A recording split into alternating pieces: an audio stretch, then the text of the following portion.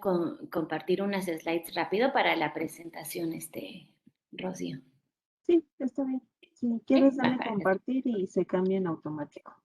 Ahí va, perfecto. No, pues cuando empiecen con la Bueno. bienvenida ya le Vale, doy en chat. entonces, si les parece, vamos comenzando.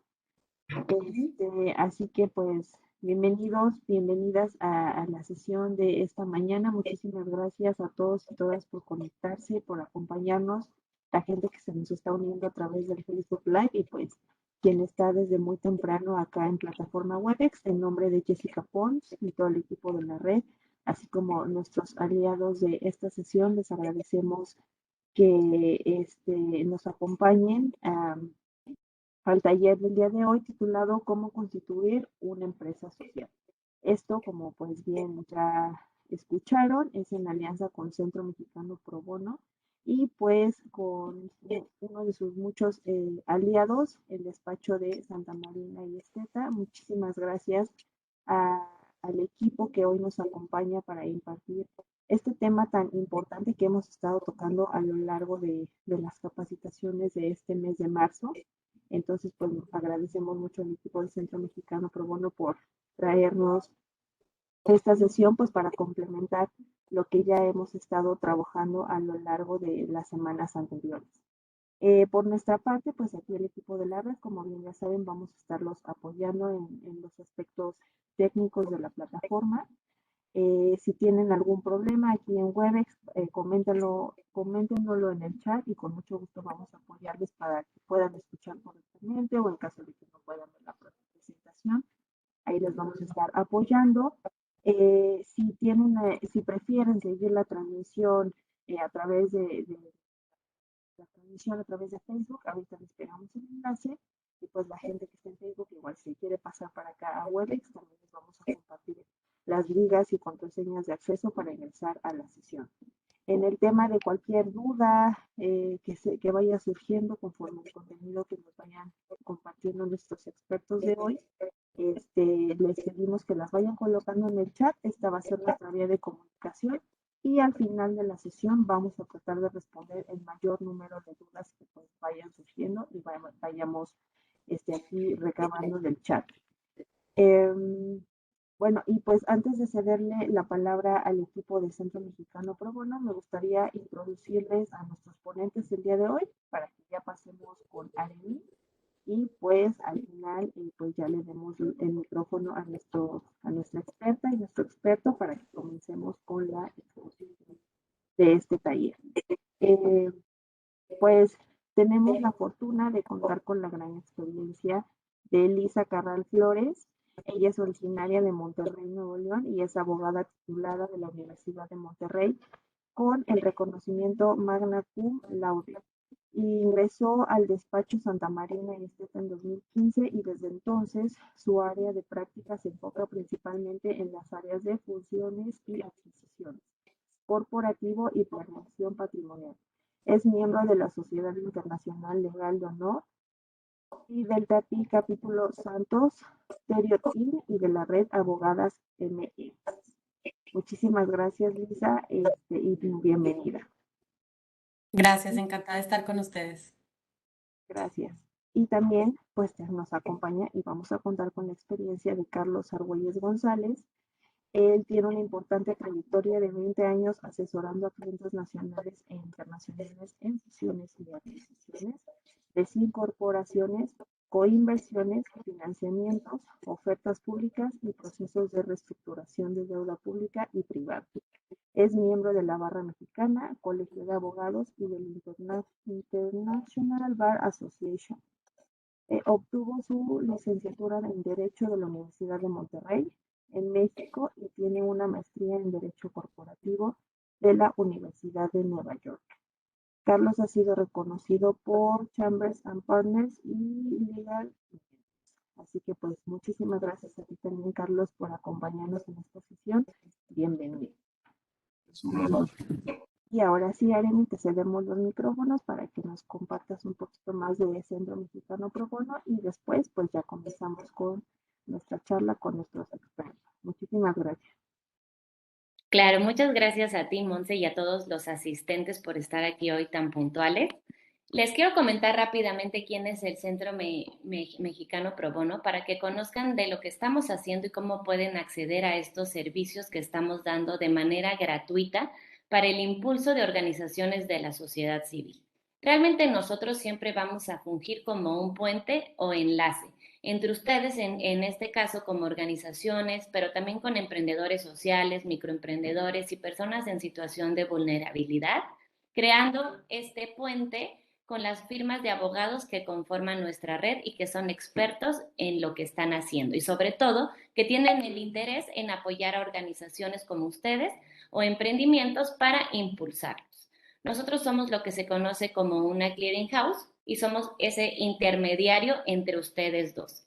Todo lo hacemos de manera pro bono, o sea, gratuitamente, pero con la firme convicción de parte de los expertos de estar impactando positivamente en la sociedad.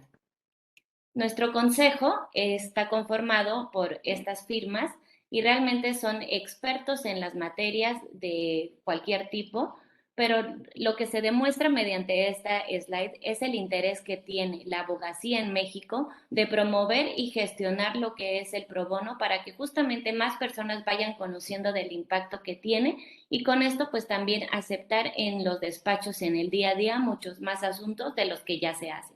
Y esto pues obviamente contagiarlo también a todos los estados y que no solamente esté centrado en la Ciudad de México. Nuestros ejes de acción son estos 4: apoyo, asesoría y representación. Esto lo hacemos por medio de nuestra página de internet, mediante la que ustedes mandan un cuestionario con toda la información de quiénes son ustedes, de qué trata su proyecto y qué es lo que están buscando.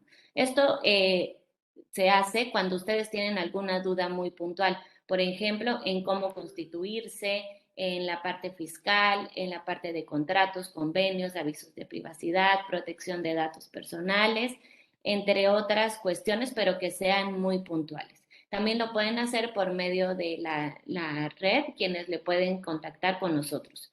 Capacitamos como el día de hoy en temas que mediante nuestros aliados hemos identificado en los que ustedes tienen más dudas para que vengan los expertos en la materia a explicarles estos asuntos. Ya cuando, por ejemplo, después de la plática tienen alguna duda, vuelven al punto 1 que es de asesoría para que les atienda un abogado de manera muy puntual.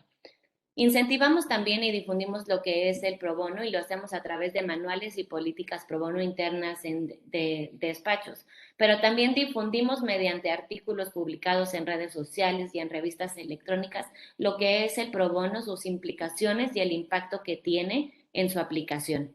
También vamos a las escuelas para que los abogados, desde que estén en etapa estudiantil, sepan exactamente qué es el pro bono, sus implicaciones, como dije anteriormente, para que cuando ellos salgan de la universidad ya traigan este chip de responsabilidad social.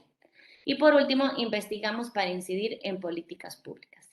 También los invito a que entren a nuestra página para ver las guías que se han hecho de la mano de los expertos que conforman nuestra red, que son esta guía jurídica para, bueno, fueron en casos especiales como este y el de COVID-19.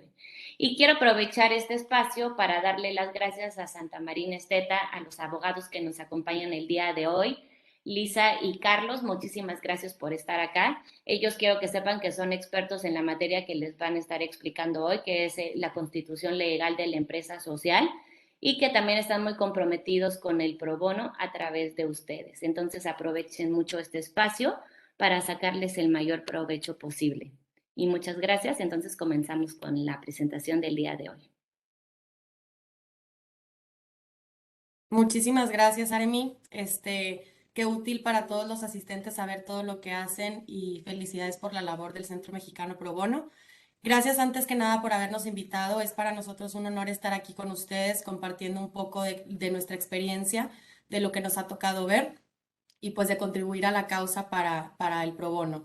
El tema del webinar del día de hoy es la constitución legal de la empresa social y por lo mismo queremos empezar con la definición de qué es la empresa social, que es el género en general y ya llegar a lo específico. Entonces existen diversas interpretaciones sobre lo que es la empresa social. Nosotros realizamos la nuestra, que es aquella que busca, además de tener rentabilidad, contribuir en forma positiva a la sociedad y al medio ambiente. Son esos dos factores importantes, que sea rentable, pero a la vez proporcionar o generar una contribución a la sociedad o al medio ambiente. Luego, por ejemplo, la Unión Europea nos marca ciertos requisitos que tiene la empresa social, que es uno de ellos, pues primordialmente tener un impacto social que sea positivo y que sea cuantificable. Esto es de lo más importante para considerar que una empresa se considera empresa social. La segunda es que se gestionen sus ganancias para lograr la misión, es decir, que todos los recursos que obtenga sean reinvertidos para lograr esa misión, para generar el impacto positivo en la sociedad, en cualquiera de las áreas en las que vaya a generar ese impacto. Y la tercera de ellas es pues conducirse con diligencia, con transparencia y responsabilidad para involucrar a todas las partes, llámense empleados, clientes, aliados, para realizar las actividades comerciales y pues lograr esta misión que se busca a través de la empresa social. Entonces, es una definición muy amplia y el día de hoy, en consideración de lo que todos los asistentes hacen, entendemos que más bien para aterrizarlo un poquito a México, que es ahora sí que nuestra jurisdicción y área de práctica, aunque sabemos que tenemos por aquí conectados a gente de todos lados, lo cual nos da muchísimo gusto, pues hablaremos un poquito de lo que es la parte de México y pues seguramente tiene sus similitudes con otras jurisdicciones en América Latina, pero bueno, hablaremos específicamente de una figura en México que es la organización de la sociedad civil. Entonces, aquí tenemos un diagrama en donde, pues, a grandes rasgos nos muestra cómo se divide la sociedad en México. Básicamente, las grandes vertientes son el gobierno, partidos políticos, los poderes judiciales, ejecutivo y legislativo, y del otro lado está la sociedad civil, que pues vamos siendo todos nosotros, ¿no? Y a su vez la sociedad civil pues tiene dos enfoques. Está el lado lucrativo, que es básicamente las empresas, los corporativos, los profesionistas, etcétera, ya sean personas físicas, los individuos, o personas morales, las empresas constituidas. Y por el otro lado tenemos la parte no lucrativa, que es lo que no busca un interés meramente lucrativo o de ganancias, dividendos, sino busca aportar algo a la sociedad, y esto es en lo que se asimila a la figura de la empresa social, ¿no? Aquí marcamos en rojo la línea de lo que nos vamos a enfocar el día de hoy en nuestro webinar. Básicamente, sabemos que existen asociaciones religiosas, las de autobeneficio. Aquí es una diferencia muy importante, porque el autobeneficio, pues como su nombre lo indica, es para un beneficio propio, ¿no? No para terceros, como podrían ser un club social, un colegio de profesionistas, una cámara empresarial. Pero del otro lado tenemos aquellas asociaciones o instituciones que ayudan a terceros, ¿no? Y pues se dividen en fundaciones, en asociaciones operativas, en instituciones al servicio del sector. Y bueno, pues básicamente ahorita más adelante vamos a platicar de las diversas formas en que pueden estar constituidas, o las diversas figuras legales para que cada una de ellas opere formalmente, ¿no?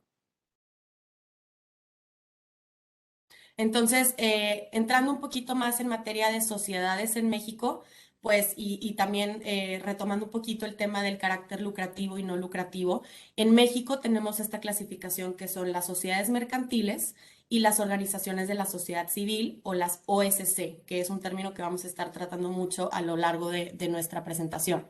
Entonces, las sociedades mercantiles en México, pues existen diversas figuras. Por ahí las más comunes son las primeras tres que menciona el recuadro, que es la sociedad anónima, muy común que todos escuchemos SADCB. Está también la sociedad de responsabilidad limitada, o la SAPI, la sociedad anónima de promotora de inversión, y otras que son menos comunes, y todas estas reguladas por la Ley General de Sociedades Mercantiles, ¿no? Y al final, pues estas tienen como finalidad una especulación comercial, ¿no? Y del otro lado están las organizaciones de la sociedad civil, que pueden estar constituidas a través de diversas figuras. Las más comunes son las que listamos aquí. Son la AC, Asociación Civil; la Institución de Asistencia Privada, que también se le conoce en otros estados como Asociación de Beneficencia Privada o Institución de Beneficencia Privada. Ahorita vamos a ver por qué se les llama distinto. Y también la sociedad civil, ¿no? Y todas ellas pues comparten esto en común, que es que, a diferencia de las sociedades mercantiles, no tienen esta finalidad de lucro.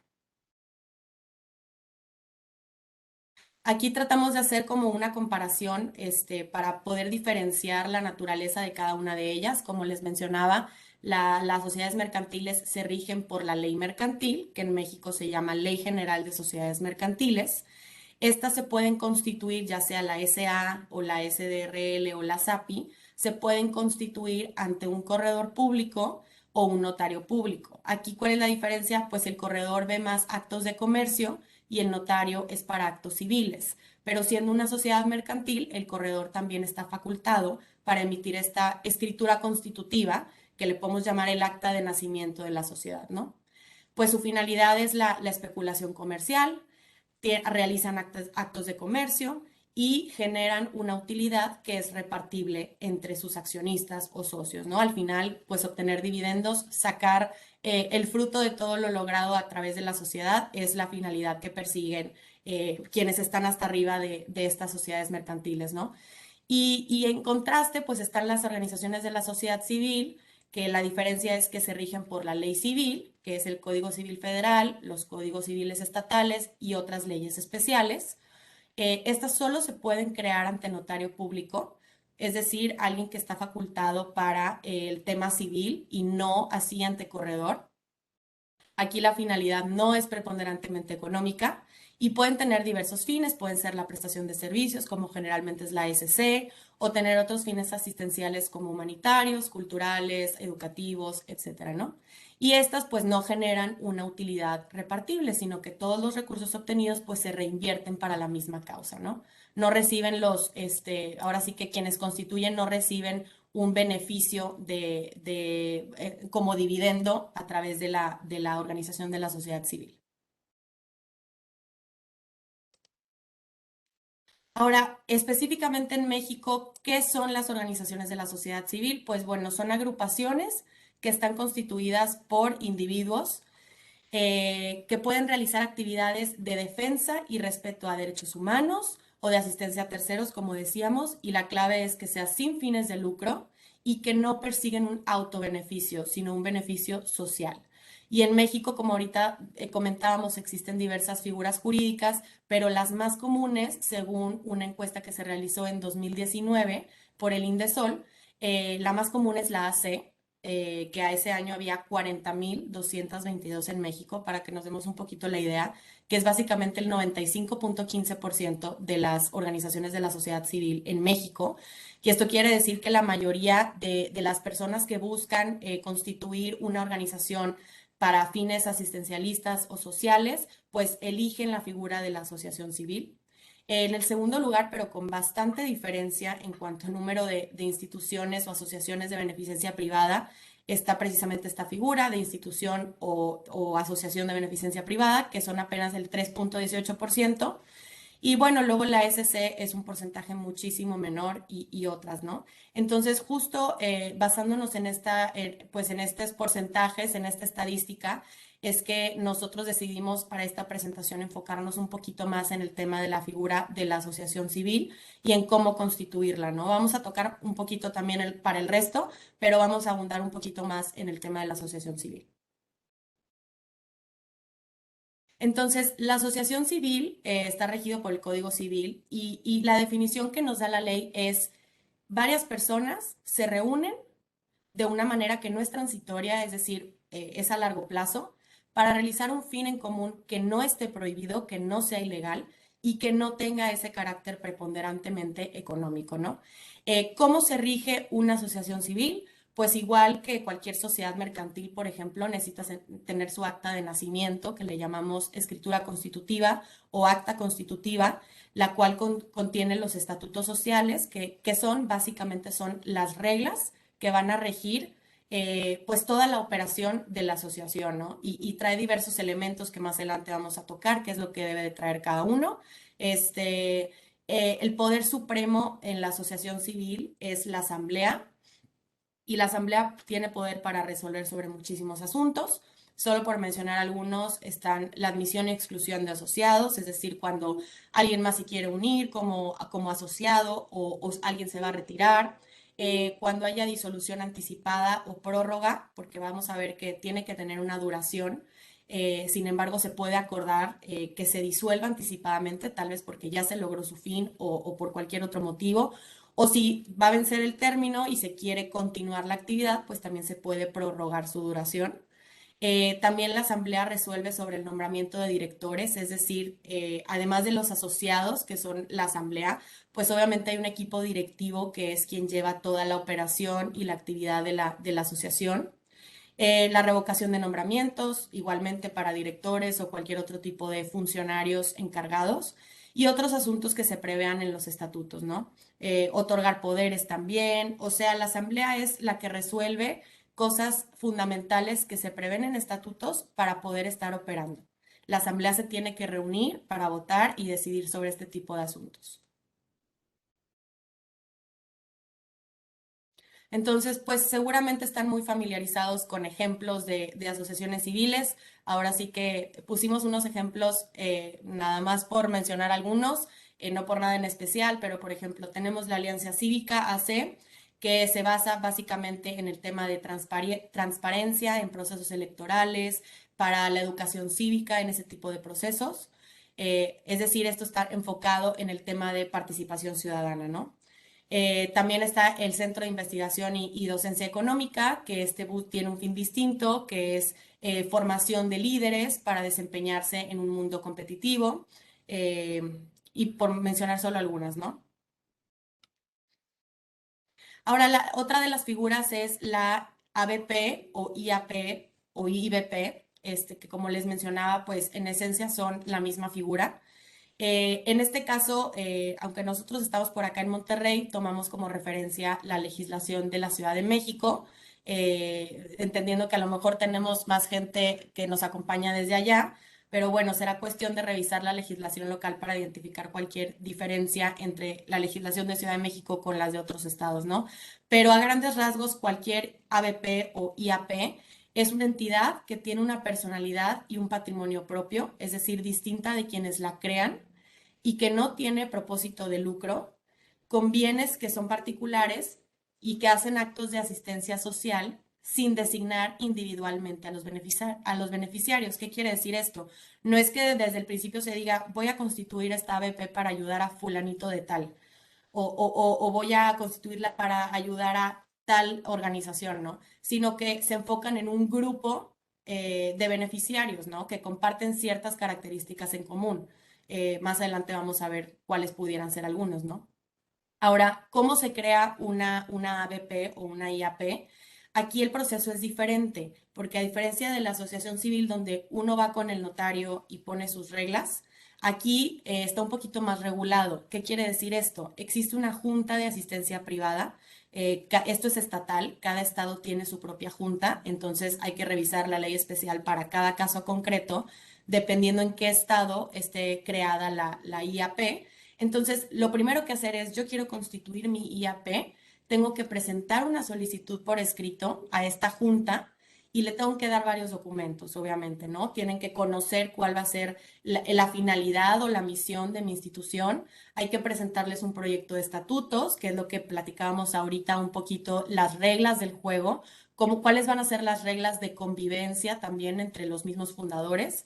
¿Quiénes van a integrar el patronato? Que aquí existe la figura del patronato en las instituciones de beneficencia privada. Y un programa de trabajo para todo el primer año. Entonces es un poquito más regulado y tal vez podríamos decir más tardado el proceso previo para constituirla, ¿no? Entonces, una vez que la Junta te aprueba tus estatutos, entonces ya vas con el notario, ya tengo mi autorización por la Junta de estos términos de mis estatutos y ahora sí se crea el acta constitutiva o el acta de nacimiento y se tiene que inscribir en el registro público, ¿no? Entonces, aquí, ¿cuál es la función del patronato? A diferencia de lo que platicábamos ahorita de la asamblea, aquí el patronato es básicamente el representante y el que administra los bienes de la institución. Y ellos tienen la obligación de hacer cumplir la voluntad de los fundadores. ¿Y dónde se plasma la voluntad de los fundadores? En esta escritura constitutiva. Entonces, todas sus actividades de representación, todo lo que haga en su operación tiene que estar estrictamente en apego a lo que establezcan los estatutos, ¿no? Y lo que dice la legislación local en Ciudad de México es que tiene que estar el patronato conformado por al menos 5 miembros, salvo cuando este cargo sea ejercido por el propio fundador. Isa, no sé, quisiera nada más mencionar un poquito del registro público. No sé qué tan familiarizados estén todos los participantes hoy sobre el registro público. Cada estado de la República, incluyendo la Ciudad de México, tienen un registro público de la propiedad y del comercio, donde se tienen que inscribir ciertos actos corporativos, incluyendo la constitución de sociedades y asociaciones. Entonces, este trámite normalmente se hace con apoyo del notario. Cuando vas a constituir tu asociación o tu sociedad, después de que firmas esa acta constitutiva que bien nos explicaste, luego el notario apoya para ir a inscribir ese documento en el registro público y ahí luego ya durante la vida de la sociedad o de la asociación podría haber otros actos que requieran estar inscritos, ¿no? Un poquito nada más como contexto que igual esto va a aplicar obviamente para otras cosas que creo que vamos a platicar más adelante. Sí, es correcto. Es un tema importante, y ahorita también vamos a profundizar un poquito más en esto. Algunos ejemplos de instituciones de asistencia privada, pues está Alzheimer México o el Nacional Monte de Piedad. En el caso del Alzheimer, pues ahí su grupo de beneficiarios, lo que decíamos ahorita, se enfocan en dar asistencia o atención a personas que tengan algún tipo de demencia, sobre todo personas mayores, etcétera, ¿no? Y el Nacional Monte de Piedad, pues son fines asistenciales con fines humanitarios enfocado en personas de escasos recursos, comunidades indígenas y pues bueno, estas facilidades de celebrar con ellos contratos de prenda, crédito popular, etcétera, ¿no? Y en ese caso esos son sus grupos de beneficiarios a quienes sus fines apoyan. Aquí hay un cuadro comparativo entre la asociación civil y la institución de asistencia privada. Por ejemplo, en el caso de la asociación civil, existe una gama de diferentes actividades que están contempladas en la ley. Es una ley que se llama Ley Federal de las Actividades de las Organizaciones de la Sociedad Civil, que básicamente pues contiene el listado de actividades entre las que puedes elegir, que obviamente son bastante amplios para constituir y escoger cuál es tu misión, ¿no? En el caso de la asociación, lo que decíamos es que no dependes de la junta o de cualquier otro tipo de entidad u organismo para poderte constituir, es simplemente ir con el notario y firmar el acta constitutiva. En el caso de la AC, y esto es algo que vamos a hablarlo un poquito más adelante, el nombre que se le llama denominación tiene que estar autorizado por la Secretaría de Economía. Las ACES pueden en el transcurso de sus operaciones estar vendiendo, comprando o grabando, ¿qué quiere decir grabando? Pues imponiendo algún tipo de garantía sobre sus bienes sin requerir ninguna autorización, o sea, no es un organismo que esté tan regulado. Y su órgano administrador, como decíamos, es la Asamblea General. Y a contrario censu, pues tenemos la institución de asistencia privada, que solo se puede dedicar a fines asistenciales para grupos en situación de riesgo o vulnerables. Aquí todo está mucho más regulado, requieres la aprobación de la Junta, que estábamos mencionando anteriormente, que te aprueben los estatutos, que hagas un plan de trabajo para el primer año. En este caso, el nombre de la IAP, en lugar de darlo a la Secretaría de Economía, aquí lo tienes que pedir ante la Junta de Asistencia local, obviamente, donde se va a crear tu institución. Y está más regulado el tema de la venta de bienes o de la generación o del otorgamiento de garantías sobre sus bienes, porque también requieres de la autorización de la Junta. Y también aquí no puedes, por ejemplo, comprar más inmuebles, que pues son terrenos, casas, cualquier tipo de propiedad, más que los que sean indispensables de manera directa para apoyar a tu objeto asistencial, ¿no? Por ejemplo, se me ocurre alguna institución de asistencia privada enfocada, por ejemplo, en la atención de los adultos mayores, pues estaría justificado el que quieran adquirir una casa o algún terreno, algún inmueble, precisamente para hospedar o para crear un asilo para estas personas, ¿no? Todo esto hay que justificárselo a la Junta para que te permitan comprarlo, ¿no? Entonces es mucho más regulado y su operación a lo mejor por lo mismo puede ser un poquito más tardada porque depende de las autorizaciones que tenga que dar la Junta, ¿no? Y su órgano administrador, como decíamos, pues es el patronato, pero no es China libre, como decimos, para el patronato, porque al final pues tienen que someter todo a la aprobación de la Junta de Asistencia Privada. Ahora, ¿qué consideraciones previas hay que tener para crear una organización de la sociedad civil? Sea cual sea asociación civil, sea sociedad civil, sea institución de asistencia privada. Bueno, pues hay que tomar en cuenta que existen ventajas de constituirla. ¿Cuáles serían tus ventajas? Pues el que tú estés legal y formalmente creado y que ya no estés actuando en nombre propio de Lisa Carral, sino a nombre de mi fundación o mi asociación con cierto nombre que tiene muy visible su causa, pues genera una percepción de mucho más seriedad ante la sociedad, también te da mayor posibilidad de acceder a financiamiento y ahorita vamos a adentrarnos un poquito más en el tema de a qué nos referimos con financiamiento, no nada más es el tema de un préstamo o un crédito, sino el tema de recibir fondos para poder llevar a cabo tu misión, ¿no? Ya sea a través de recursos federales o a través de donativos de personas o de entes privados, ¿no? Pues genera confianza a posibles colaboradores o contribuyentes a la causa, no es lo mismo que yo navegue con mi bandera de yo estoy recaudando fondos para ayudar a un grupo de niños que tienen una discapacidad. Así yo les presento cuál es mi institución de asistencia privada, cuál es su fin, cuál es mi patronato, etcétera, ¿no? Y algo muy importante es que se crea una entidad o una persona distinta con su propia personalidad. ¿Qué quiere decir esto? Que ya no soy yo a título personal, Lisa Carral, la que está operando. No son mis bienes, no es a mi nombre, sino es a nombre de algo nuevo, de una persona moral nueva, que es esta organización, que tiene su propio patrimonio, sus propios fines, y pues ahora sí que es una contabilidad y una entidad totalmente distinta y separada a mí, ¿no? Y eso también le da pues cierta protección a los fundadores. Y pues bueno, te permite tener una mejor planeación y una mejor estructura, precisamente gracias a que cuentas con estos estatutos o esta acta constitutiva que establece las reglas del juego, ¿no? Son muy claras, entonces esto es lo que podemos hacer y de este cuadrito no nos podemos mover. Por supuesto que hay la posibilidad de modificar los estatutos, simplemente se hace una modificación que también tiene que formalizarse con el notario, pero bueno, no es algo que estás haciendo todo el tiempo y es una decisión que adopta la asamblea o que adopta el patronato, entonces está mucho más regulado qué es lo que puedes y no puedes hacer, ¿no? ¿Y qué es lo que hay que considerar antes de constituirla? Pues básicamente hay que ir haciendo una listita de toda la información que vas a necesitar poner en tus estatutos o en tu acta de nacimiento de tu organización. La primera de ellas, y que seguramente es de lo primero que se les viene a la mente, son cómo se va a llamar y cuál va a ser su fin. O sea, cuál es la causa que quiero ayudar y cuál va a ser mi nombre, ¿no?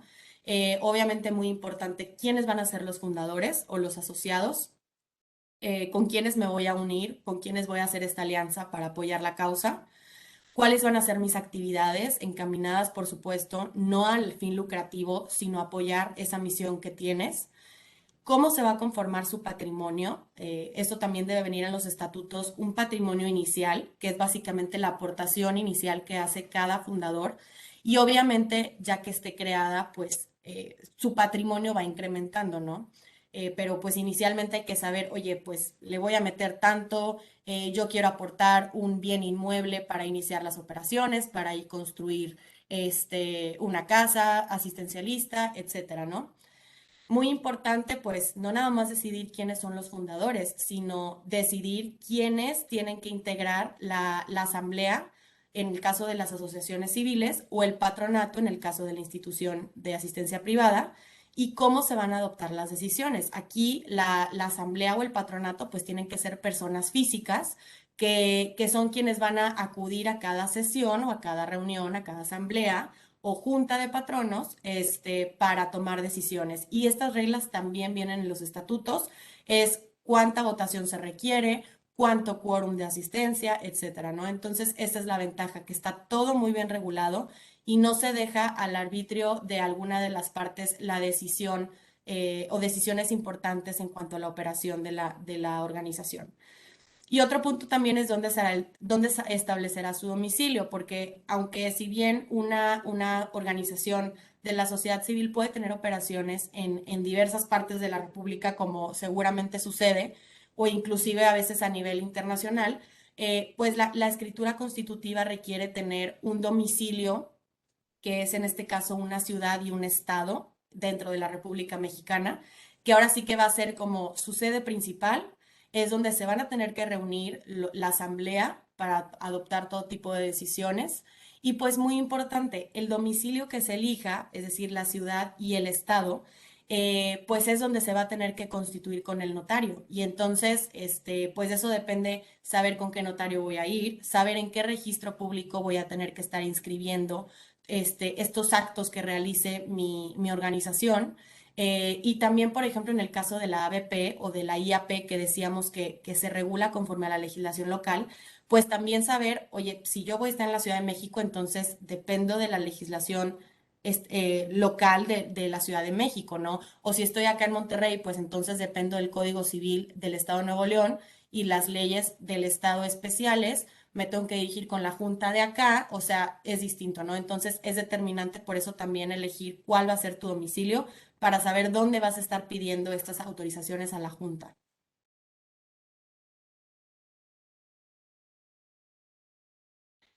Bueno, y ahora sí entrando un poquito más en materia después de esta gran introducción a las organizaciones de la sociedad civil, vamos a explicar un poquito los 7 pasos más importantes para constituir, en este caso, una asociación civil, que veíamos que es la figura más común acá en México. El primer paso es decidir tu nombre. Esto básicamente cuadra con un poquito el checklist que hacíamos ahorita de qué necesito saber antes de constituir. Es elegir el nombre y además que te lo apruebe la Secretaría de Economía, que ahorita también vamos a explicar cada uno de estos pasos más a detalle. El paso 2, ya que tienes tu nombre, haces tus estatutos que traen todo esto que platicábamos hace unos momentos. Luego vas con el notario, firmas tu acta de nacimiento de tu asociación y la inscribes en el registro público de la propiedad, que era lo que mencionaba ahorita un poquito Carlos. Y esto usualmente el notario mismo te apoya en realizarlo. Entonces, ya una vez que tienes tu acta de nacimiento con sus datos de registro, porque es muy importante para finalizar ese nacimiento, los datos de registro en el registro público, ahora sí se viene lo bueno, que es todo el tema fiscal. Nosotros no somos expertos fiscalistas, pero bueno, a grandes rasgos tocaremos un poquito los pasos o lo que se debe de hacer en tema fiscal en México para ciertos beneficios a los que pudieran acceder las organizaciones de la sociedad civil. Entonces, vas al SAT, tramitas tu RFC, tu e-firma para darte de alta ante Hacienda. Ya después de eso, ahora sí, pues hay que empezar a saber cómo me voy a financiar, cómo voy a obtener fondos. El siguiente paso, el 6, es convertirla en donataria autorizada. Esto es opcional, esto no es obligatorio, pero la realidad es que tiene muchísimos beneficios el darla de alta como donataria autorizada. Y finalmente otro paso que es opcional es inscribir a tu organización en un registro que se llama Registro Federal de las OSC o de las organizaciones de la sociedad civil. Que esto también es opcional, tiene sus ventajas, genera también algunas obligaciones, pero vamos a profundizar en ello un poquito más adelante, ¿no? Entonces, el paso número 1 es decidir el nombre. Existe un sistema electrónico de la Secretaría de Economía en donde tú básicamente con tu usuario y contraseña puedes entrar, haces una solicitud del nombre. Nosotros le sugerimos tener 3 en mente por si una te la rechazan, intentar con la segunda opción o si no con la tercera. Y la Secretaría de Economía, por ley, tiene un plazo de 2 días hábiles para darte respuesta. En la práctica, la verdad es que esto no sucede. Por lo general, tardan unos 3 o 4 días hábiles en darte la respuesta, pero bueno, como quieres un plazo razonable. Y esta respuesta la checas ahí mismo a través del portal. La forma de acceder al portal es muy sencilla porque entras con tus credenciales de tu e-firma, ¿no? O sea, tú con tu e-firma propia personal entras, le pones la llave privada, la contraseña y demás, tu RFC. Con eso entras y te permite hacer la solicitud de las denominaciones. Y bueno, pues ya los 2, 3 días hábiles vuelves a ingresar y ya te vas a ver si te la aceptaron, si te la rechazaron o si te la condicionaron, que eso también puede suceder. Lo que sucede, si te la rechazan es evidentemente porque hay otra que es exactamente se llama igual y pues no puede haber dos iguales, ¿no?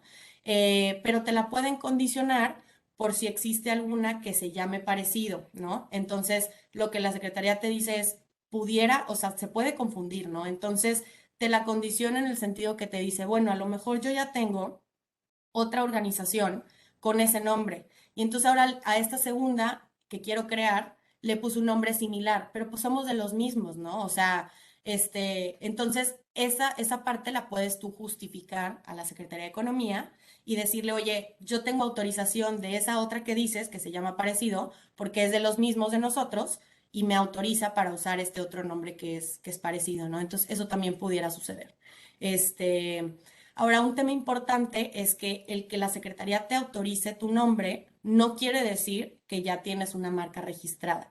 Y este es un tema muy importante porque, como decíamos, lo primero que uno piensa cuando quiere crear su organización es qué fin voy a tener y cuál va a ser mi nombre. Entonces, una recomendación es que tan pronto sepas cuál es el nombre que quieres tener y obviamente lo que vas a buscar es registrar la marca, es primero checar con el INPI, que es el Instituto Mexicano de la Propiedad Industrial, para revisar si ese nombre o esa marca ya está registrada o no, si hay algo parecido, existen un montón de clases o categorías en los que pudiera estar inscrita.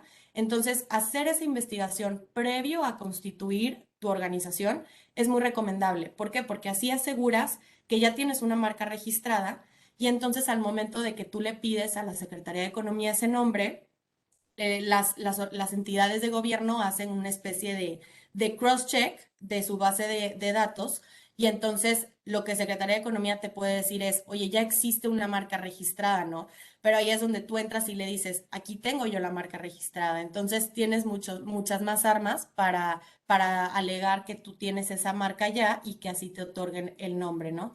Aunque bueno, esto no quiere decir que tu marca tenga que ser forzosamente el nombre de tu organización. Tú puedes registrar tu marca Arbolitos Verdes, por decir una cosa, y no se tiene que llamar así tu asociación civil o tu institución, ¿no? Le puedes poner un nombre completamente distinto. Entonces, pues bueno, este era un punto importante a aclarar, que el que la Secretaría te dé la denominación no quiere decir que tú ya tienes una marca, ¿no? Entonces aquí está la liga del portal. Como les decía, esta presentación se las vamos a compartir para que la puedan tener. Y bueno, es un trámite que es gratuito, ¿no? Y ahora, ¿qué es lo que sigue una vez que tú entras al sistema y ves que ya te la asignaron? Pues bueno, empieza a correr un plazo en donde Economía te dice, yo te guardo ese nombre, te lo reservo a ti, que me lo pediste, durante 180 días hábiles, para que tú tengas ese plazo de ir con el notario, hacer tus estatutos y firmar tu escritura, ¿no? Y al momento de que se firma la escritura, el notario da un aviso donde le dice a Economía, oye, ya se está usando el nombre, ¿no? Y entonces allá Economía dice, perfecto, check, esto ya se otorgó, ya se usó. ¿Qué es lo que sucede si después de estos 180 días, por cualquier motivo, no he constituido mi asociación? No pasa nada, simplemente el nombre que te habían autorizado se va a volver a liberar y pues bueno, corres el riesgo de que alguien más lo pueda pedir, ¿no? Pero en ese caso, si eso te sucede, pues simplemente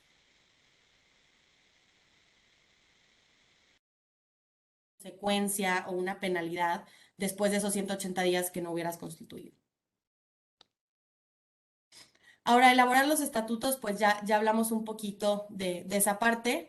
Es el documento que acredita que existe, es su acta de nacimiento. Y algo muy importante que vamos a ver un poquito más adelante es que si esa organización desea recibir donativos deducibles de impuestos, tus estatutos deben de cumplir ciertos requisitos establecidos por la Secretaría de Hacienda. Y existe un modelo de estatutos que tiene Secretaría de Hacienda y que están publicados en internet. Más adelante les voy a dejar también la liga para que lo puedan consultar, y donde te dice, oye, forzosamente, si tú el día de mañana quieres venir para ser donataria autorizada, necesitan tus estatutos traer esto, esto, esto y esto, ¿no? Entonces es importante considerarlo antes de crearla para asegurarte de que tus estatutos lo contienen.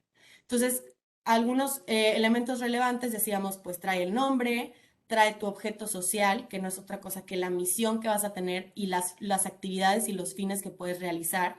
Y es lo que decíamos, que hay que revisar cuáles son esas actividades que establece la ley de fomento a las actividades de la sociedad, de las organizaciones de la sociedad civil, y la ley del impuesto sobre la renta, para redactar el objeto por este tema de el caso de donativos deducibles, ¿no? El domicilio, la duración. Lisa, nada más para comentar una cosita.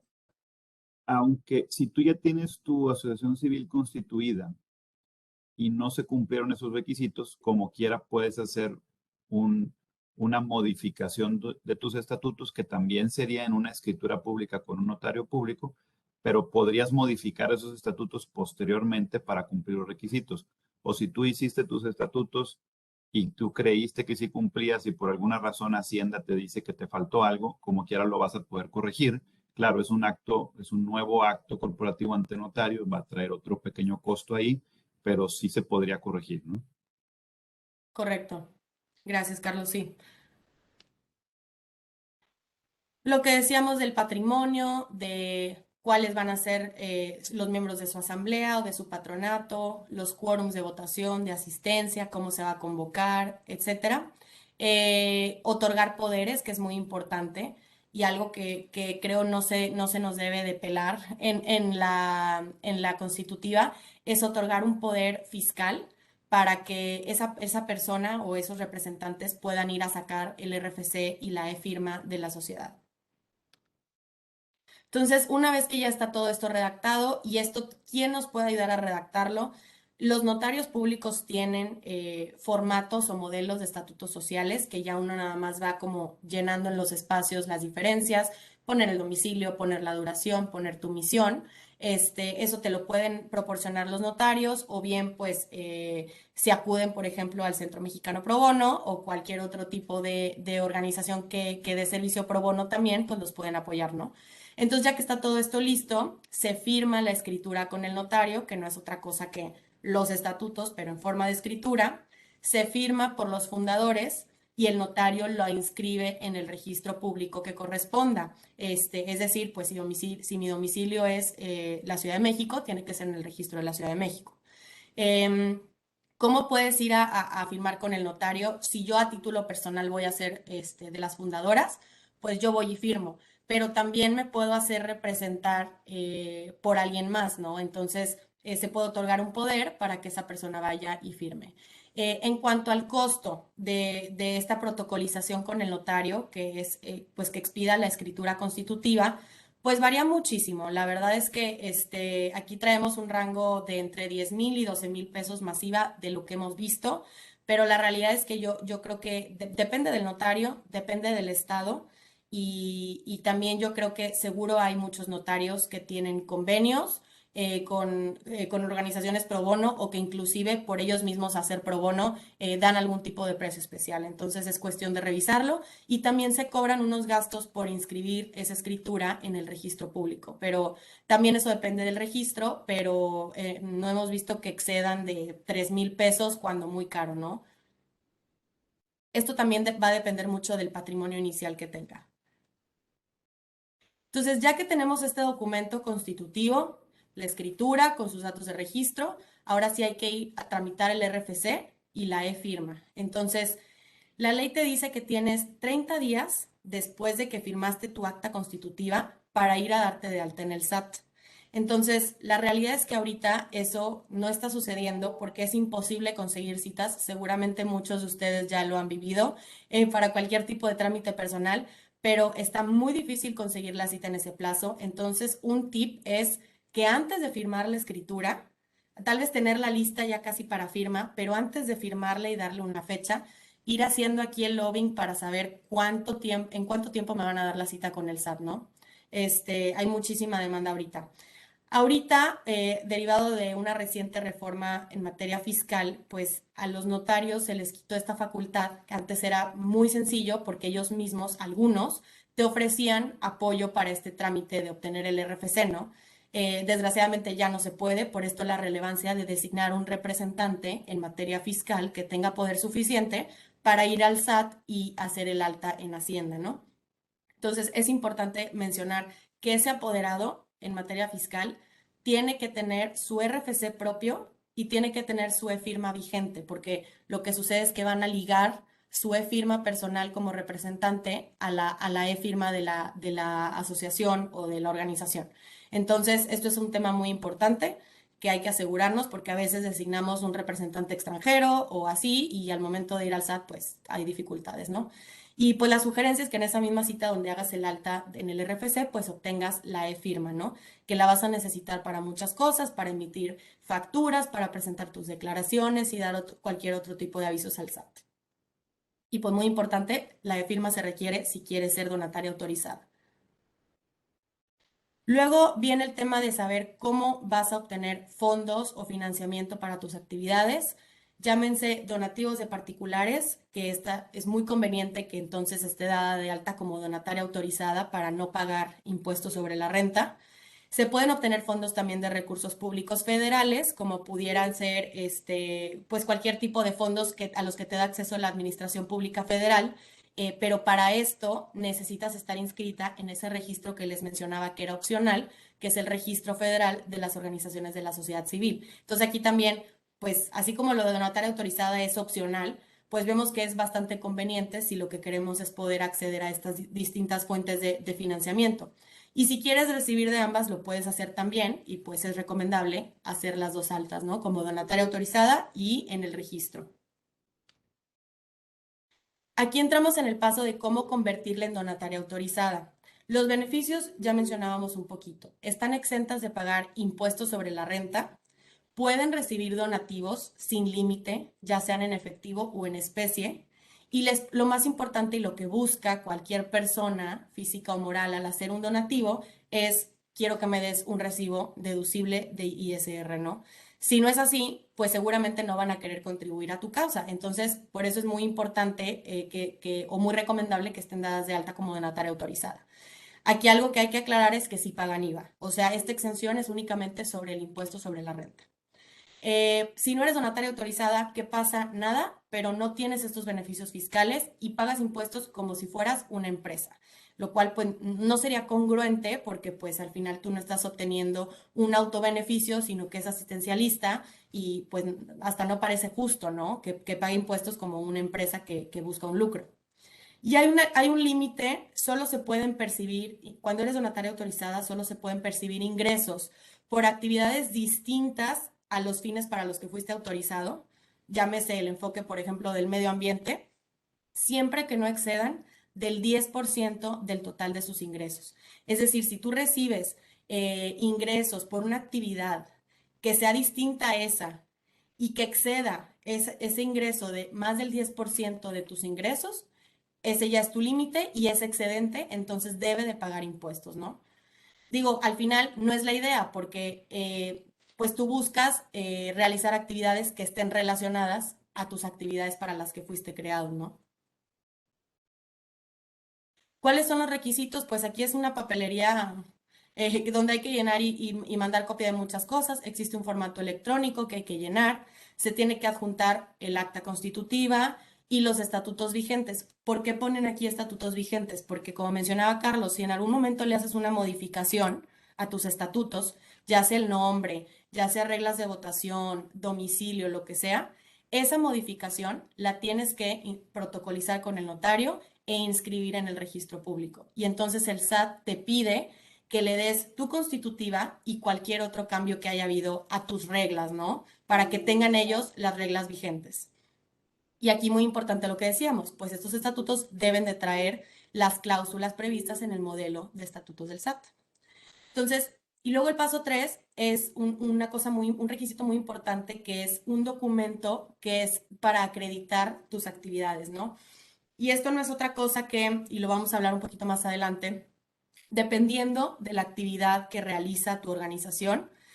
De eso dependerá quién te puede dar esta carta de acreditación de actividades. Y es una carta en donde un tercero básicamente lo que hace es acreditar, dar fe de que efectivamente tu organización se está dedicando a X fines, ¿no?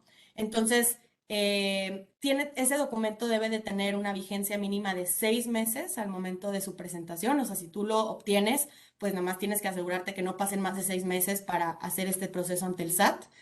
Y seguro se preguntarán, bueno, ¿y quién me va a acreditar que estoy haciendo yo estas actividades si apenas me constituí? O sea, no estoy todavía operando, ¿quién me va a acreditar, no? Y por eso existe una autorización condicionada en donde te la dan, te dicen, bueno, tienes un año, ahora sí, para que hagas tus actividades y luego ya me des tu acreditación definitiva, ¿no? Luego, pues el documento que se adjunten a la solicitud para acreditar las actividades va a tener una validez máxima de 3 años, salvo que ahí se establezca una menor y luego hay que renovarla. Lo que decíamos ahorita, muy importante, los datos de registro público. Si es que está todavía en trámite, pues hay una constancia por ahí que el notario te puede dar, donde te dice, oye, esta escritura está en proceso. Y bueno, tienes un plazo de un año para enviar la escritura a la autoridad sin que la autoridad se pronuncie, ¿no? Entonces es un plazo bastante amigable. Y al final de adjuntar todo esto y llenar la solicitud, hay que firmar con la e-firma de la organización, por eso ya la tuviste que haber tramitado en el SAT, y pues bueno, ya lo mandas a través de tu buzón tributario. Aquí no es otra cosa que el proceso en el portal del SAT. Igual todo esto lo van a tener para que puedan ver paso por paso, dónde picarle, qué adjuntar, etcétera. No voy a pararme tanto en esto, pero al final pues te arroja un acuse y lo que puede suceder es que te requieran documentación, ¿no? Que el SAT te diga, oye, me faltó los datos de registro de tu escritura o me faltó lo que sea, ¿no? Y si al final el SAT te da una resolución desfavorable, no pasa nada, lo puedes volver a presentar y pues la idea es que cumplas ahora con todos los requisitos para que no te vuelva a suceder, ¿no? Se supone conforme a la ley que una vez que tú cumpliste con los requisitos, la resolución te la deben de emitir el SAT en un plazo de 3 meses. Esto también para que tengan más o menos una línea del tiempo de, oye, ¿en cuánto tiempo puedo obtener mi autorización como donataria autorizada? Pues serían 3 meses a partir de que cumples con todos los requisitos conforme a ley. Y esta vigencia es anual, pero se puede renovar automáticamente si cumples con todos los requisitos, ¿no? Y el otro paso que les mencionaba que es opcional, pero tiene sus ventajas, es inscribirte en un registro que se llama Registro Federal de las Organizaciones de la Sociedad Civil. Este es un trámite también en línea, también gratuito. Ingresas a esta página, a este sitio de corresponsabilidad y te haces un usuario y llenas una solicitud que también te piden ciertos datos como tu constitutiva, tus modificaciones a tu constitutiva, el poder del representante, tu RFC, etcétera, ¿no? Y pues en un tiempo de 30 días hábiles ya te dan la respuesta o tu acuse de inscripción en este registro. Y ahorita vamos a ver más adelante cuáles son las ventajas y qué es lo que hace este registro, ¿no? Entonces, ¿qué es el registro? Pues es una instancia que está a cargo del INDESOL, y lo que hace es inscribir a las organizaciones que quieren hacerlo y que cumplen con los requisitos que establece la ley de fomento a las actividades realizadas por las organizaciones de la sociedad civil, que es la misma que mencionábamos ahorita de las 17 actividades. Y lo que hace es que al final del proceso, ya que, terminaste el proceso de registro, te dan una clave única de inscripción que se le llama CLUNY, ¿no? Y este registro lo que hace es concentrar información sobre muchas organizaciones de la sociedad civil. Es una base de datos en donde tú puedes buscar a cualquier asociación, cualquier institución. Y la CLUNY lo que hace es que te da derecho a participar en ciertos apoyos y estímulos que otorga la Administración Pública Federal. Ojo, te da derecho, no quiere decir que ya con eso ya puedes recibir cualquier tipo de apoyo y estímulo, ¿no? Entonces, ¿cuáles son tus ventajas? Pues un poquito hablábamos, así como la ventaja de constituirte te da seriedad, pues también el estar en este registro hace más público tu trabajo, tu misión, tus actividades, tu información, genera confianza, obtienes este apoyo a los estímulos y beneficios fiscales y que mencionábamos mediante la CLUNY, recibir asesoría, colaboración de dependencias, etcétera, ¿no? Pero también se adquieren ciertos compromisos. Entonces, también hay que tenerlas nada más en el radar para estarlas cumpliendo, porque algunos de ellos son como de forma periódica, ¿no? Entonces, tú le tienes que notificar a este registro cada vez que tú modifiques tus estatutos y cada vez que haya cambios en sus órganos de gobierno, dirección y representación. Cada que tú cambias al patronato, cada que tú cambias a los miembros del consejo, etcétera, hay que notificarlo. Hay que presentar a la Comisión de Fomento un informe anual en enero de cada año sobre las actividades, también su información financiera, sus balances, etcétera. Y pues esto es con la finalidad de garantizar la transparencia en sus actividades. Entonces, esto también hay que tomarlo en cuenta, de que pues se va a visibilizar un poco esta información con el registro, pero pues a la vez es una obligación si se quiere ser parte de esta base de datos. Y cuando hay otra obligación, que es cuando tú como organización ya te vas a disolver o vas a desaparecer, también hay que notificar de que inició este proceso al registro, ¿no? Y aquí hay una liga que pueden consultar de preguntas frecuentes sobre el registro, sobre estas actividades u obligaciones o compromisos que se adquieren y cuáles son las consecuencias. Puede haber algunas consecuencias como apercibimiento, o ya si es recurrente, pues algún tipo de multa, o ya inclusive dependiendo también de cuál tipo de obligación se incumpla, también puede derivar en la cancelación del registro en el registro, ¿no? Y sobre consideraciones fiscales muy en general, hablábamos de esto de ser donataria autorizada y qué dice la ley del impuesto sobre la renta en México sobre quienes no deben de pagar ISR, y son justo las instituciones de asistencia o beneficencia autorizadas por las leyes, así como sociedades civiles o asociaciones civiles, y muy importante, sin fines de lucro y que estén autorizadas para recibir donativos, es decir, que sean donatarias autorizadas y que tengan como beneficiarios, a este grupo de personas de escasos recursos para mejorar condiciones de subsistencia, desarrollo de comunidades, grupos vulnerables por cuestión de género, problemas de discapacidad, etcétera, ¿no? Y existen varias actividades que están listadas en la ley del impuesto sobre la renta, que ahorita las vamos a ver. Entonces, ¿cuál es la sugerencia aquí? Pues hacer un match entre las actividades, las 17 actividades que marca la ley de fomento a las actividades de las OSC y esa lista de actividades de la ley del ISR para saber entonces cuáles me permiten crearme como una asociación civil y cuáles me van a permitir ser donataria autorizada, ¿no?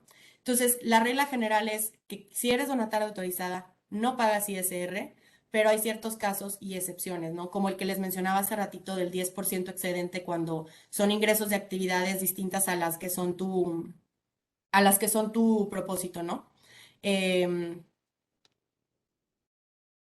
Aquí empieza el listado de las actividades, ¿no? Y están bastante desglosadas, pero a grandes rasgos son actividades de asistencia o beneficencia, que puede ser tema de alimentación, vestido, vivienda, rehabilitación médica, asistencia jurídica, para los derechos de los menores, readaptación social, rehabilitación de alcohólicos, servicios funerarios, orientación para el trabajo, apoyo a pueblos indígenas, atención a grupos con discapacidad, mejoras a la economía popular. Ese es el rubro de las actividades de asistencia. Ahora tenemos las culturales, que pues básicamente son música, artes, cinematografía, literatura, arquitectura, y otros que vengan porque para todo existen leyes especiales, en la ley que crea al Instituto Nacional de Bellas Artes y Literatura y la Ley Federal de Cinematografía.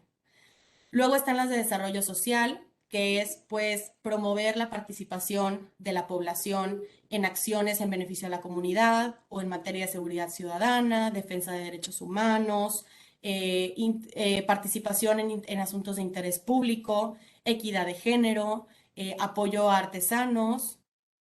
Luego vienen las ecológicas, que es realizar todo tipo de investigación o preservación de la flora y fauna dentro de ciertas áreas geográficas que define el SAT.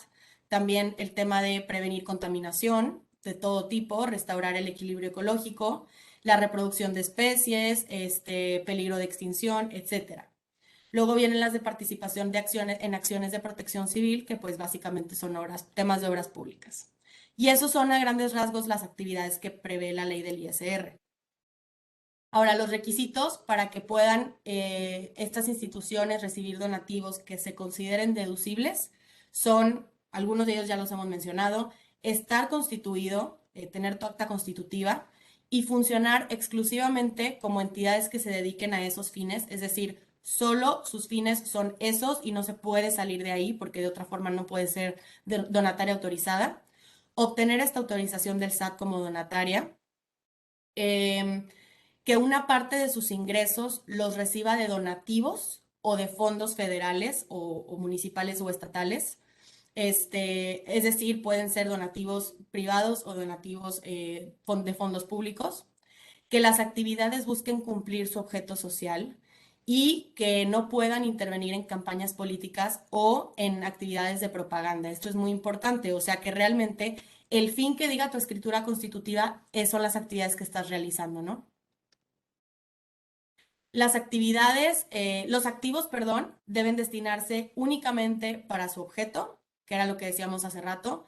No comprar el inmueble para yo habitarlo y yo disfrutarlo con mi familia, sino para utilizarlo a la causa.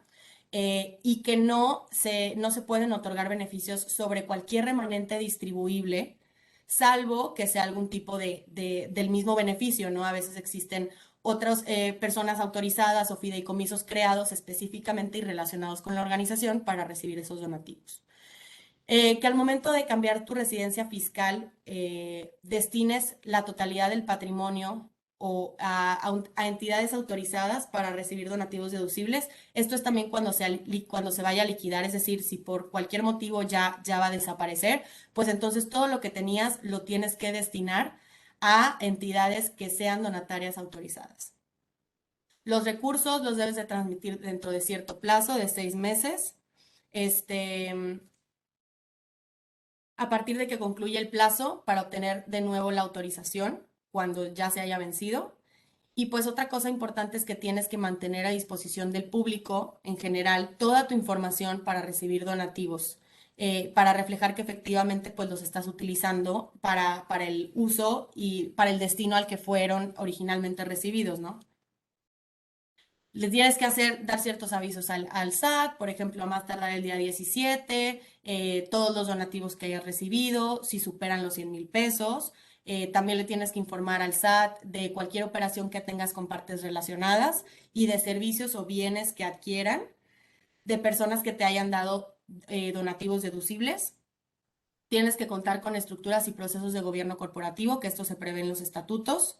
Y esto solo va a aplicar a personas morales con fines no lucrativos cuyos ingresos excedan de ciertos umbrales, que son 100 millones de pesos, o bien que tengan un patrimonio mayor a 500 millones de pesos. Entonces, otros requisitos, muy importante lo que decíamos, el adecuarse al modelo publicado por el SAT, que ahorita, si nos da tiempo, lo consultamos. Hay que obtener la constancia de acreditación de actividades que les platicaba hace ratito y que les decía, bueno, ¿quién te la va a dar? Pues depende de qué actividad eliges, si es cultural, si es asistencial, si es educativa. Y pues se puede dar este periodo de gracia para que tú lo obtengas si no has realizado actividades, ¿no? Entonces, un ejemplo que les pongo aquí, si tu ABP está dedicada a la asistencia, entonces tú presentas tu constancia de inscripción o tu registro ante la Junta, es a quien le tienes que hacer esta acreditación de actividades, o en el caso de una AC, la constancia te la expide, por ejemplo, la Secretaría de Desarrollo Social o el Instituto Nacional de Desarrollo Social o el Sistema Nacional, Estatal o Municipal para el Desarrollo Integral de la Familia o cualquier otro organismo competente, ¿no? Que se relacione directamente con tu actividad. Entonces, conforme al artículo 82, esta autorización, su otorgamiento es discrecional. Desafortunadamente, la idea es que si cumples con los requisitos, pues te la otorguen, pero pues no hay garantía, el SAT te la puede rechazar, sobre todo si tus estatutos no cumplen con esos requisitos, ¿no? También la autorización es sujeta de revocación o de no renovarla cuando se venza, cuando estás incumpliendo a tus obligaciones fiscales que tengas en tu carácter de donataria autorizada, por ejemplo, no dar los avisos que mencionaba ahorita, etcétera, ¿no? Y pues el SAT va a publicar los datos de las entidades en el Diario Oficial de la Federación y en su página de internet. Y bueno, no sé si quieran que consultemos o pasemos primero a algunas preguntas o participación de quienes nos están acompañando, o si quieran que rápidamente exploremos un poquito aquí el tema de las actividades.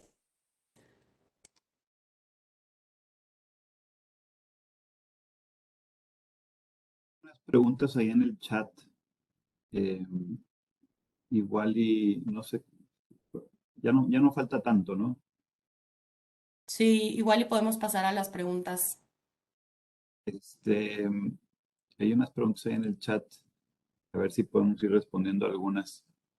Eh, Creo que nos dicen por aquí, bueno, los pros y contras de la AC o la IAP o IBP.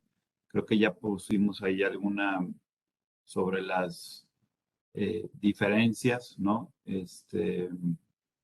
No sé si podamos, igual, Elisa, platicar un poquito, recordarnos un poquito de ese tema.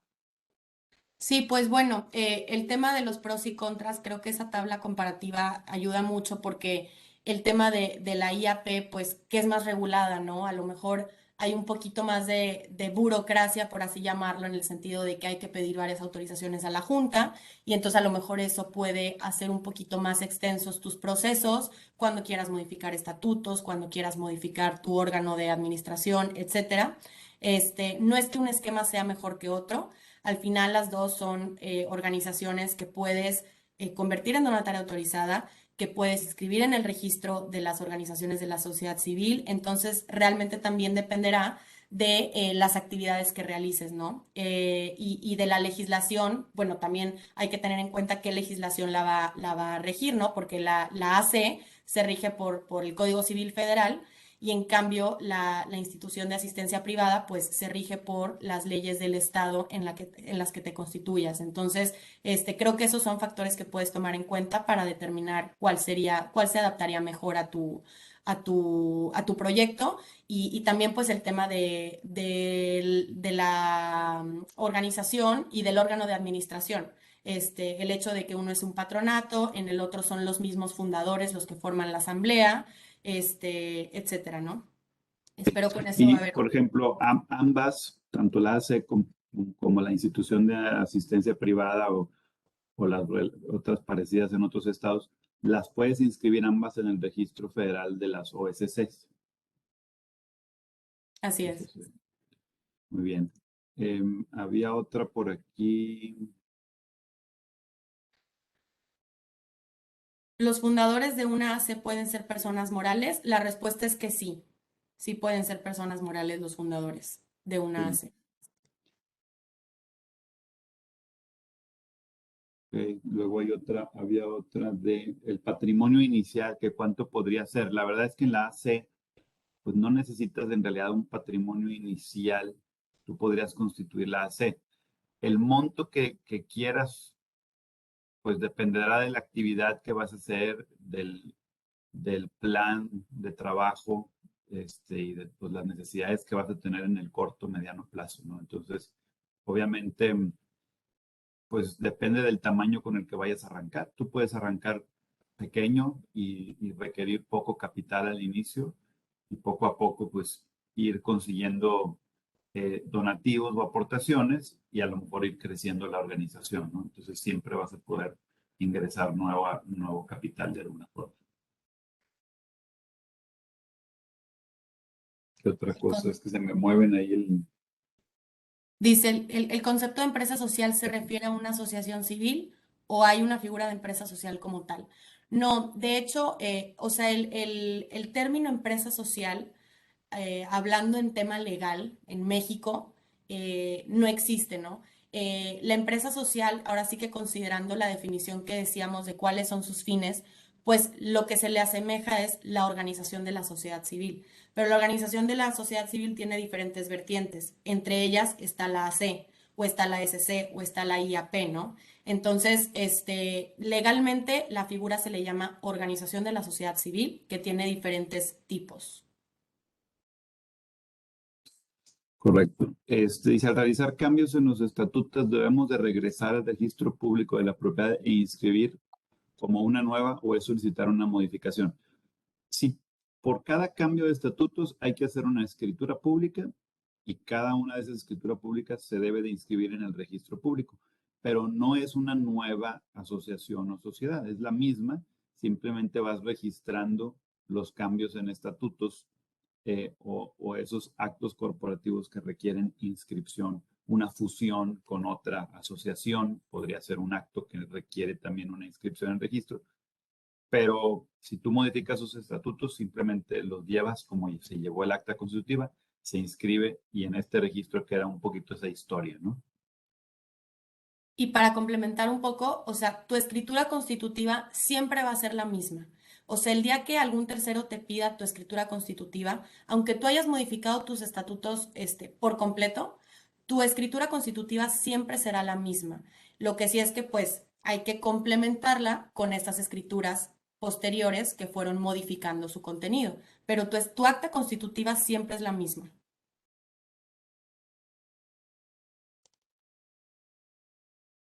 Habla aquí de que cuál es el límite de los ingresos, si la actividad, si es lo que está registrado en estatutos, no estoy seguro que haya un límite de ingresos, ¿no? No, o sea, en sí todo el ingreso, el impuesto sobre la renta, perdón, está exento cuando los ingresos son por tu actividad, pero solo el ISR, no el tema del IVA, ¿no? Es decir, si tú cobraste IVA y pagaste IVA, pues como quiera vas a tener que hacer un cálculo de IVA pagado, IVA cobrado y hacer el entero correspondiente, ¿no? Bien, ¿qué sucede si tenemos ya donataria autorizada, pero no renovamos anualmente, pero sí aparecemos en el anexo 14? Ah, creo que esa sí está muy técnica, pero no, no sé si tú sepas algo, Lisa, ahí. Digo, es una Em, renovación anual, eso sí, ¿no? Sí, me parece, y a lo mejor se los podemos confirmar con los fiscalistas, pero me parece que no es necesario renovar porque automáticamente si tú estás en el anexo, quiere decir que cumpliste con tus obligaciones fiscales y se te renueva en automático. Ese es mi entendido, pero como quiera se los revisamos. O sea, ¿qué se refieren con que es discrecional? Este, no dijimos eso. Pues sí, buena pregunta.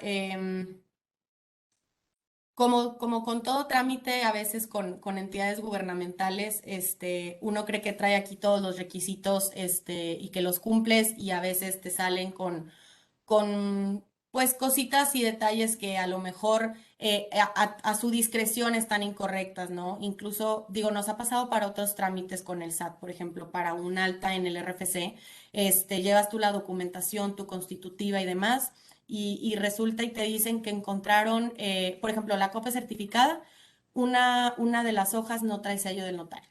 Y ya por eso para atrás, ¿no? Entonces, y es mucho eso la discrecionalidad de la autoridad, ¿no? Para decir, oye, pues no me gusta que no trae el sello esta página, vas para atrás, ¿no?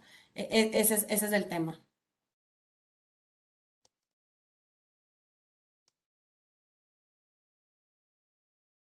¿Cómo sabes si una asociación ya no es donataria?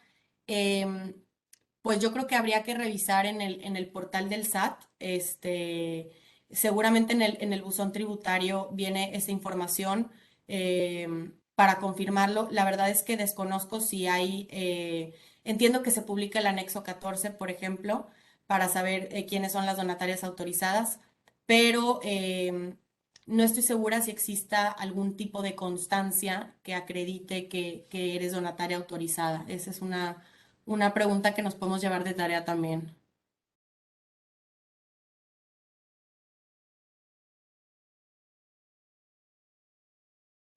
La diferencia entre la AC y la SC, bueno, Y la verdad es que la SC sí persigue un fin preponderantemente económico, ¿sí? Y la AC, o sea, en la SC se juntan diversas personas que aportan recursos y es muy usada, por ejemplo, en prestadores de servicios, ¿sí? Firmas de contadores, firmas de abogados, pero sí tiene un fin preponderantemente de lucro, aunque podría no tenerlo. Y el AC es así de plano, es sin fines de lucro con un objetivo de apoyo, de asistencia a algún grupo.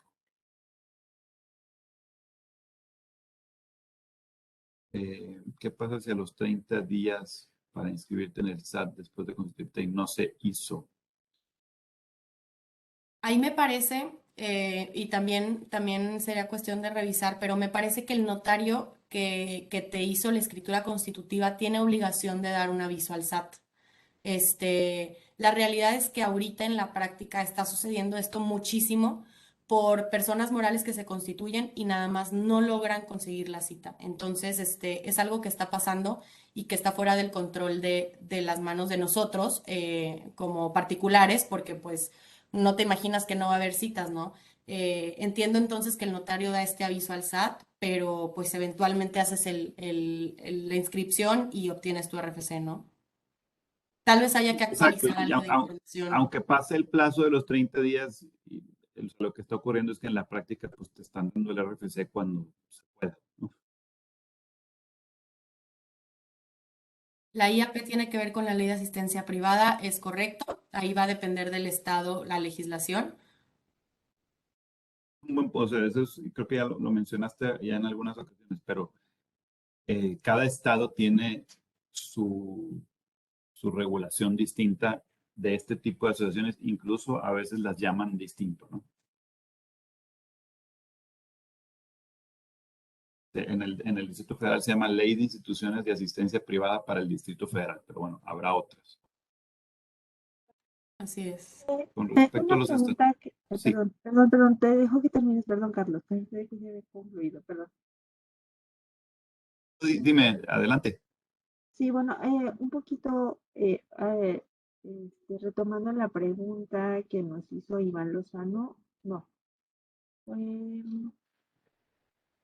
Ruth Vélez, en cuanto a que preguntaba si el concepto de empresa social se refiere a una asociación civil.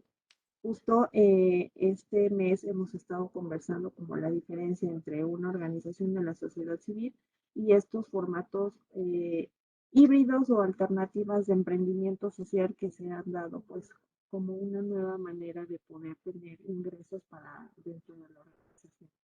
Entonces, durante un conversatorio que tuvimos a inicio de mes con Ivette Monteiro de Centro Mexicano Pro Bono, ella mencionaba que como tal, pues no hay una figura que, pues se logre identificar con un emprendimiento social, pero el más aconsejable es la SAPI.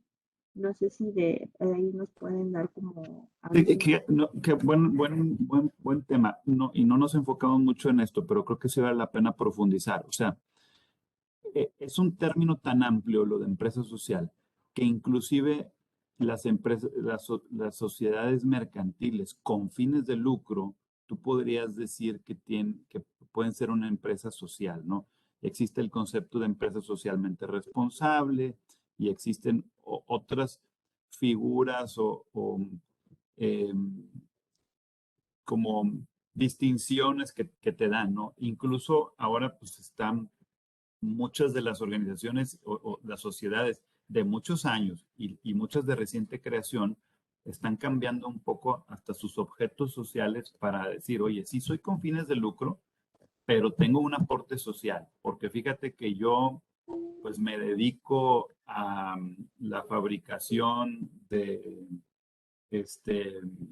computadoras, pero bueno, pues yo cuido el medio ambiente porque surto todos mis insumos de fuentes que están probadas desde el punto de vista ambiental y que no estamos destruyendo el ambiente y no hay una sobreexplotación de minerales para que se necesitan para el equipo de cómputo. Además, soy socialmente responsable porque a mi gente la tengo bien compensada y tengo actividades sociales para ellos. Además, tengo alguna, o sea, incluso una empresa con fines de lucro podrías llamarle que es una empresa social, pero es un término más que legal, es una autodenominación o es una denominación más pues en el mercado o ahí en la población, ¿no?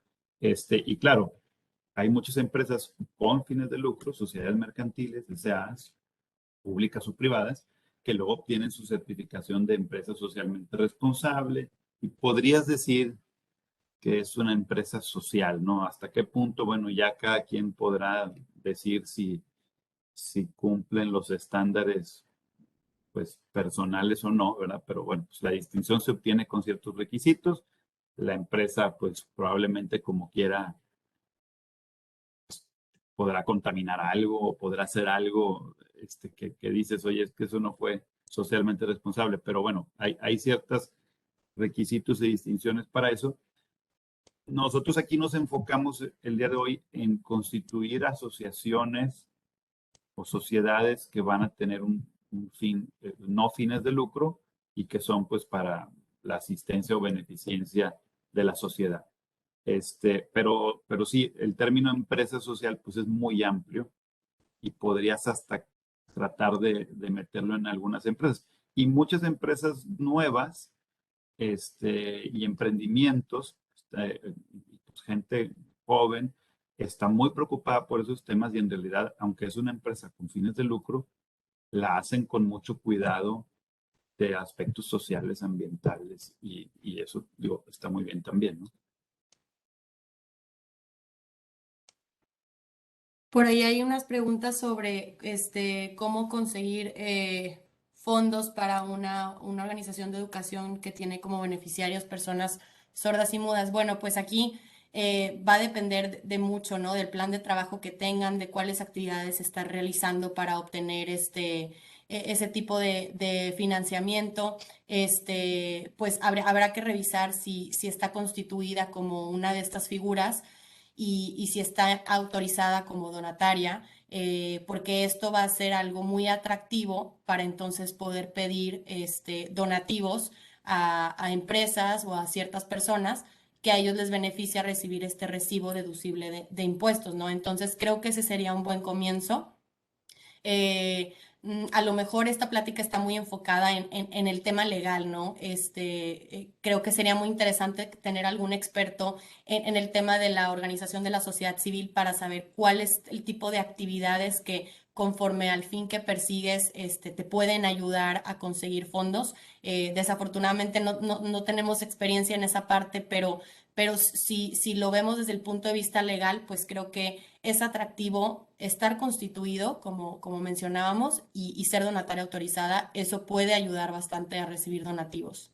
Sí, y hay gente que es buenísima y experta en levantar, en buscar este tipo de aportaciones o donativos y pues a eso se dedican, ¿no? Es estar cabildeando, yendo a empresas, a grandes corporativos o a otras fundaciones y presentarles el caso o la institución que tú estás liderando y decir, mira, yo tengo esto, necesitamos tanto capital para esto, vamos a atender a X número. Siempre es importante pues tener un buen plan de trabajo y un buen, o sea, objetivo claro y qué se va a hacer con el dinero y la transparencia, ¿no? Yo quiero hacer esto, voy a apoyar a 500 niños en tales comunidades y los voy a apoyar de esta forma porque tal, ¿no?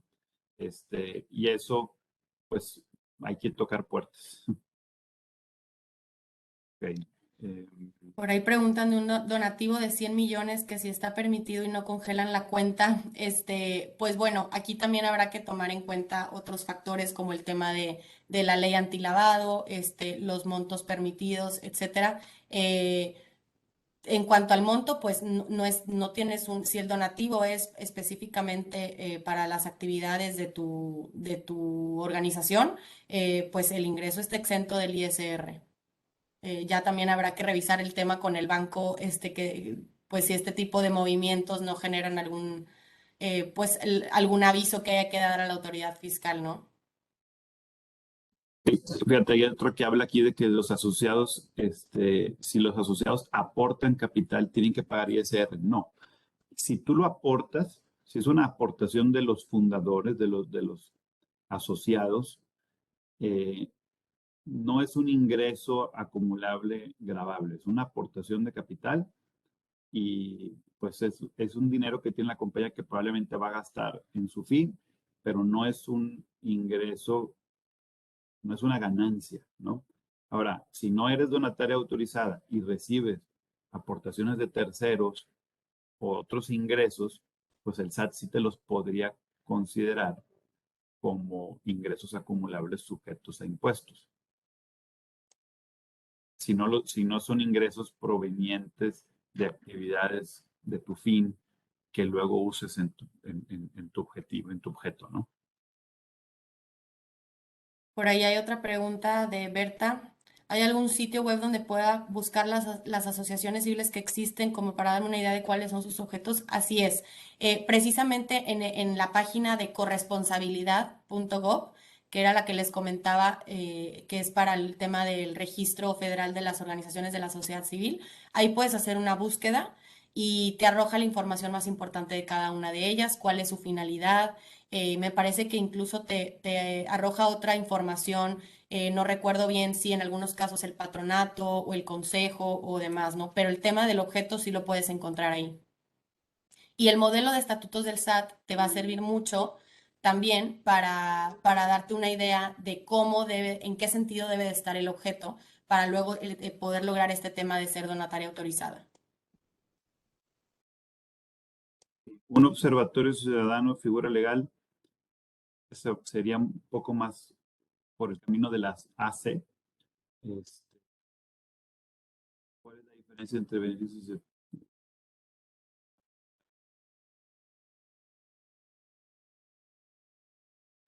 Mm, Las diferencias de la CSC y AP, sí, lo platicábamos en un inicio. Como quiera, les vamos a compartir esta presentación y creo que esos cuadros comparativos está muy práctico tenerlos a la mano. Su diferencia básicamente es su forma de administración, la ley que los rige, las actividades que realizan, pero para todos los efectos, las tres son organizaciones de la sociedad civil, las tres pueden ser donatarias autorizadas y se pueden inscribir en el Registro Federal de las OSC. Esta de Jorge Miranda dice, si la constitución legal de una empresa social no existe, esta práctica es de, bueno, es que la empresa social, las figuras jurídicas son distintas. Es una empresa social que se tiene que ajustar a alguna de las figuras legales permitidas por la ley mexicana, que son las que hemos explicado el día de hoy.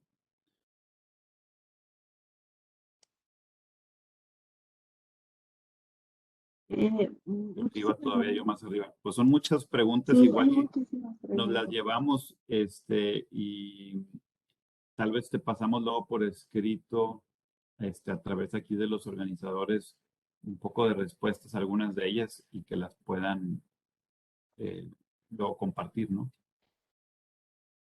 Claro que sí, Carlos, con mucho gusto. Nosotros recabamos todas las preguntas y se las hacemos llegar para que, bueno, pues, si nos apoyan a responderlas, pues ya poco a poco las vamos compartiendo con los participantes, pero pues justo sí ya estamos en tiempo de cierre del taller. Así que, pues bueno, nos vamos a llevar todas sus preguntas para darle respuestas y no recuerden que si tienen como un caso en particular, como por ejemplo lo que nos comentas, Sara, acá en Facebook y Karen también, les dejamos ahorita en el chat la página del Centro Mexicano Pro Bono para que puedan acercarse a ellos y pues a través de ellos tengan este vínculo directamente pues con expertos, expertas como lo son Carlos y Lisa, de distintos despachos que forman parte de la red Pro Bono que tiene Centro Mexicano Pro Bono, para que los apoyen en temas legales o fiscales. Y justo también, pues aprovecho para compartirles un taller en donde vimos a detalle las obligaciones fiscales de las organizaciones de la sociedad civil. Entonces, para que lo consulten y pues puedan ahí poder resolver algunas de las dudas que por acá presentaron en temas fiscales y para que pues den seguimiento y también, como les mencionaba, el Centro Mexicano Pro Bono los puede apoyar en cualquier caso en particular para poder pues solucionar un tema en específico que tengan dentro de sus organizaciones. Ahí les dejamos el enlace y pues por nuestra parte sería todo por esta sesión. Agradecerles en nombre de Jessica y el equipo de la red a nuestros aliados de Centro Mexicano Pro Bono y a la firma de Santa Marina Esteta por esta sesión. Lisa, Carlos, muchísimas gracias por pues todo el contenido compartido, por pues las dudas que alcanzamos a responder. Muchísimas gracias por el tiempo pues pro bono que están dando para las organizaciones, para que pues podamos resolver estas dudas en específico. Sabemos que los temas legales y fiscales a veces son muy complicados para las organizaciones, entonces que ustedes nos estén dando esta sesión pro bono, pues se les agradece eternamente por todos sus conocimientos. Muchas gracias. Muchas gracias a ustedes y a la orden. Claro que sí, les podemos compartir la presentación a través de la red, me imagino podemos hacerlo, ¿verdad?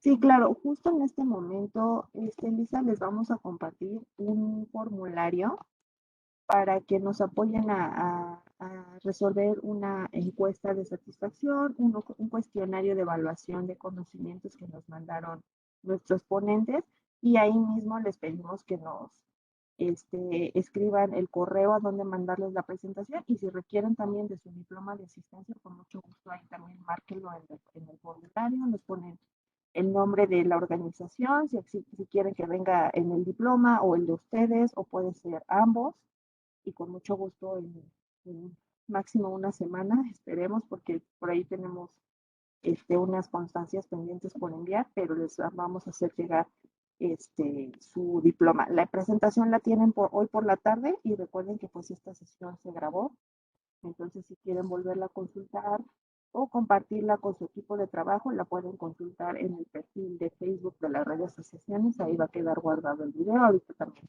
les ponemos por acá nuestras redes sociales.